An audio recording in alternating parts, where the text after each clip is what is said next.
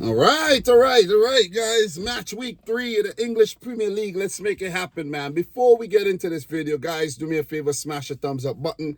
Last week's video got 73 likes. Let's get this one to 100 or more, even 200. Is it possible? I'm pretty sure 200 people are going to watch this video. Guys, get into the habit of liking the video, man. Don't make me have to beg you, okay? Don't make me have to beg you, but smash up the thumbs up button. It does help. It does help me feel good, and it helps to push the video as well. So we got 10 games. I'm going to place a bet on each and every game, a $1 bet, and I'm just having fun, you know what I mean? I'm just, just messing around. I'm not going to be betting $100 per game in the future or anything like that. I'm just betting $1 per game, and maybe later down in the season, I'll have a couple games where I up the bet to $5 or something like that. But I'm doing this to have fun. It's really interesting to me, and, it just adds some edge to this whole thing that I'm doing here. So the current balance in my account before I started, before I placed the bets, was $24.44. The current balance is $14.44. So let's see how much I end up with at the end of these 10 matches. Wish me luck, man. Wish me luck. And if you're betting, guys, make sure to bet responsibly. I do have, I could put out a referral link, but I'm not even going to do any of that right about now. So I'm going to do the matches in order of which they're being played. So we're going to start with Arsenal versus Brighton. Last season, Arsenal pulled off the league double over Brighton. And the key man across those matches was Kai Havertz. He scored 2 goals.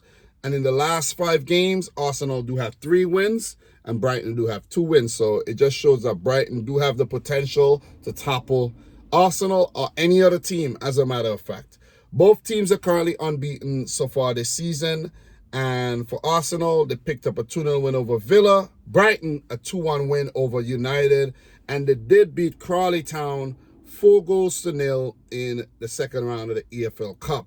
So Arteta, very experienced manager by now. He's been at Arsenal for some time.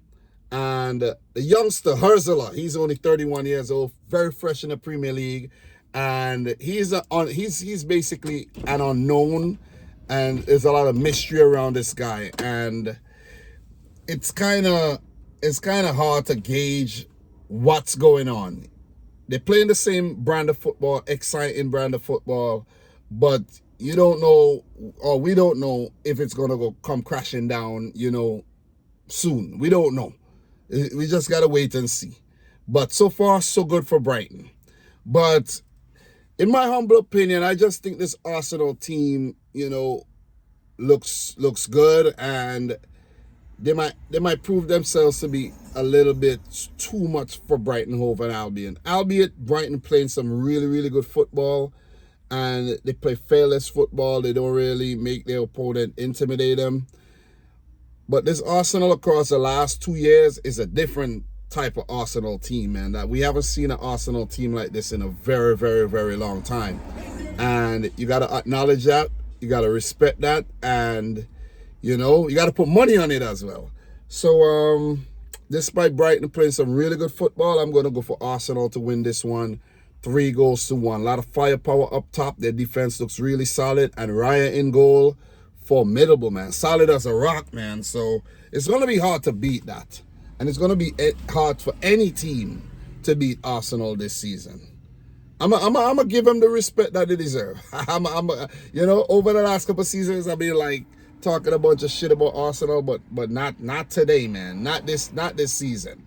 So I'm going to go for 3-1 win for Arsenal over Brighton and Hove Albion. So for the other fixtures, I didn't manage to put together anything like that. So I'm just going to share my thoughts on who I think is going to win and, and all that good stuff from what I've seen so far this season and from recent history as well. So, yeah, I wanted to really, put together something like that, but didn't really have the time to do so. So, Forest versus Wolves. This one is not a derby per se, but it is, a Midlands derby, meaning that there's 2 teams from the Midlands region in England coming up against each other here. Forest have started off solid in the league so far, and for Wolves, they've looked really, really shaky. So I think both teams did take part in the EFL Cup, but I'm not really going to go too much in the EFL Cup and factor all of that because I didn't write down the results. I'm not going into that right now. And the result in the EFL Cup may or may not influence the results this weekend. You see what I mean? Because sometimes a team could rotate, put out a weaker team and lose the match, while a team could rotate, put out a weaker team, win the match, and then those players don't even take part in the games on the weekend because they took part in the games during the week. But for this game, though, I'm going to go for a 0-0 draw. I think that would be a great result for Forest to just continue their progress so far this season under Nuno. And for Wolves, that would actually be their first points that they're picking up this season. I should have the Premier League pulled up right here in front of me. But, you know, I don't think Forest is going to lose this match at home. According to Google, they do have a 47% chance of winning. And for Wolves, a 27% chance. And also a 26% chance of a draw. These teams have drawn their last 4 games in regulation time. Last season, they did play in the EFL Cup where Forest prevailed 4-3 on penalties, but the last 4 meetings between the teams have ended in a draw. I think this one's going to end in a draw. I don't know why I went for a 0-0, but I think they're going to scrap it out to a 0-0 draw. So I'm going to go for 0-0 Forest versus Wolves. Ow! So let us keep it moving, man. Let us keep it moving. So the next match, Leicester versus Aston Villa. This one's a tricky one because the recent matches between these two teams, it has been, you know, back and forth, you know what I mean? So it's really hard to gauge who's going to win, right? But seeing that Leicester newly promoted, they're not the Leicester of old that had a lot of quality in their team. They just trying to rebuild and transition from the Championship to the Premier League. As for Aston Villa, man, they look like world beaters under Unai Emery. They're in the Champions League for the first time in decades, and they just look good. They have the personnel, they have the manager, and they have the confidence and the momentum, I think, to go on to pull off another victory here. I'm going to say Villa 3, Leicester 1. Let me know your predictions down below, guys. Feel free to, you know, participate and drop your predictions. Next game, I'm going to keep it moving. I'm going to keep it flowing. I'm going to keep it going, guys. Ipswich, newly promoted Ipswich versus Fulham. I really like what Marco Silva has done with this team. The players they've recruited, you know, the brand of football that they play, and they've really done, you know, good work across the last few seasons since they got promoted back to the Premier League. They're no longer labeled a yo-yo club, because I can't, no sane football fan right now could look at the Premier League table and say that Fulham's going to get relegated. They got quality in this team, you know, and judging from the way they started the season so far, I'm very, very confident that Fulham are going to go to newly promoted Ipswich Town and pick up a win. And I'm going to go for a 3-1 win for Fulham over Ipswich. So Emil Smith-Rowe looks good. You know, Andreas Pereira has been a really good performer in their midfield. Rodrigo Muniz, you know, he needs to hit he needs to start scoring in the Premier League. I think Fulham did win their EFL Cup match, if I'm not mistaken. But, you know, as I mentioned, I'm not going to factor that in too much. But it does help to win if you win with players that's actually going to feature this weekend, if you understand what I'm saying. So I'm going to go for 3-1 to Fulham over Ipswich. So we'll keep it short and sweet. Not going to, you know what I mean, not going to tie myself up in a knot here. Season's still young. I'm still a bit rusty. Getting the chains oiled up and the gears oiled up. Brentford versus Southampton. So Southampton newly promoted, new manager, fairly new manager, Russell Martin, trying to just get familiar with these guys. And I think Russell Martin is his name, right? I think it's Russell Martin. Guys, I don't like what I've seen from Southampton, but they are making some moves in the transfer window. They did bring in, I think they brought back Ryan Fraser, who helped them with promotion. And what could be a pivotal signing is the signing of Aaron Ramsdale, who I think was very good for Arsenal and very unfortunate not to be the number one over there. That was strange. That was a strange move by Arteta. But they did look a lot better on the the new goalkeeper there, David Raya. So Southampton, I think they're going to need some time to just gel and, just to find their feet amongst the big boys again. They look out of sorts. Even though in the opening game, I think they should have walked away with something. The last game, didn't look too good at all. So Brentford, on the other hand, started well with a win on match day one, but lost to Liverpool. I don't think they performed very well against Liverpool, but that's against Liverpool. So coming up against a lesser opponent, in my opinion, in Southampton, I could see them taking the spoils here, 2-1. I am going for Mbeumo to score. I did place a small bet on Mbeumo to score, so let's see if he does that. But I think Southampton will get a goal, but it won't be enough for them to actually pick up any points. So 2-1 to Brentford, my prediction. So the next match, Everton versus Bournemouth. For Everton, poor start to the season, man. Back-to-back losses. As for Bournemouth, they have started out with 2 draws, and Iraola, he got this team playing some good football, and the quality of players that they're attracting is simply amazing. They signed Kepa Arrizabalaga, and I think it's really because of the manager. He's Spanish, and they're just looking to bolster their team. But I'm not going to go through all the names, but just the players they attracted. Even when they attracted Neto, who was a former Barcelona keeper, and I think Valencia keeper, I'm like, damn, these guys are actually going to Bournemouth? No disrespect to Bournemouth, but they're attracting some really, really quality players.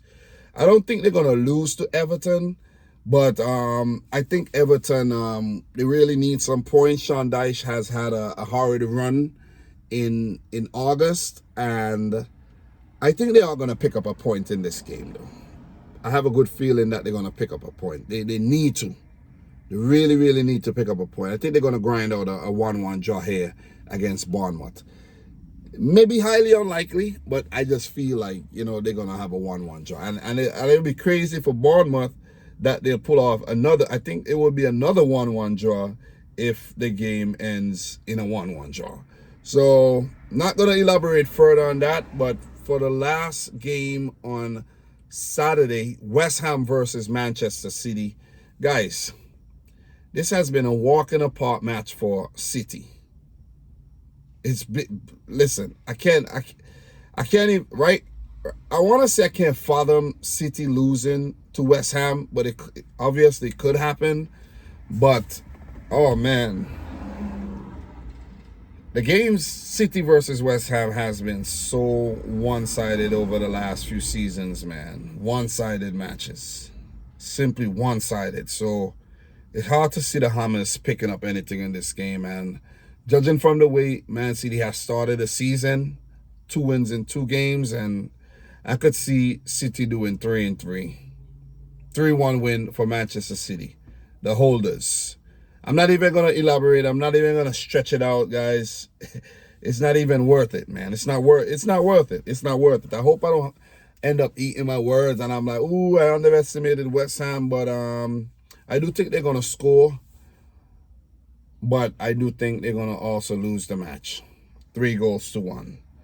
I know there's a lot of things I could add and I could say and all of that, but I'm not going to get into all the specific, guys. I'm really not. But this will be a battle between 2 Spanish managers, Lopetegui and Pep Guardiola. So the Sunday games, Chelsea versus Crystal Palace. if you go and you check the history, Chelsea versus Crystal Palace across the last, let's say, few seasons. I'm not gonna say 5 or 4, but I took a glimpse of their record back all the way back to 2018. Chelsea have won every single match against Crystal Palace by a lot of goals too. It's basically 3 points for Chelsea. Every season, the Crystal Palace matches are basically 3 points for Chelsea. Like, here you go, here's some 3 points, you know, see where that helps. See if it helps you to get top 4 or what, you know, but because it's just been 3 points. There's been no competition when it comes to Crystal Palace versus Chelsea. And with Palace, they have also lost the opening 2 matches, both being London derbies. I think the first match was against Brentford, second match against West Ham, and this would be another London derby against Chelsea. They are going to lose the game. My prediction, 4-1 in the favor of Enzo Maresca's Chelsea, coming off of a massive 6-2 win against Wolves. So hard luck, Crystal Palace. I know they've signed in players. They brought in Maxence Lacroix to replace Joachim Andersen, and Lacroix previously worked with Oliver Glasner, so that's a reunion there. But Palace got their work cut out for them. I think they'll be all right, but it's just been a rough start for the season. So guys, we're gonna keep it moving. If I could manage to do these under 20 minutes, under 25 minutes, that would be great, man. I think I need to do that. Or sometimes I be talking too much. Jesus Christ, Dom. Seriously. But anyways, we're going to keep it moving, though. Next match is a lot of traffic, man. A lot of vehicles, a lot of people walking up and down here, you know. So only good thing is I have 2 other bikes. It's really hard not to get distracted. Even when I started the video, my wife came here, asked me for the keys, and, you know, so gotta stay focused, man. Gotta stay focused. Get these videos out. So, Newcastle, Tottenham. This one's another game where the 2 teams have been throwing punches. Newcastle win, Tottenham win, Newcastle win, Tottenham win. But if you go and you check, the last few times Tottenham visited Tyneside, they haven't had a nice time up there. It has been a long trip to and fro, where Tottenham walked away with nothing. So it hasn't been a great start for Newcastle this season. They have a win, they have a draw. It is solid, but a lot of people say that they should have lost the last game against Bournemouth, but they ended up walking away with a point. Decent start, but you know,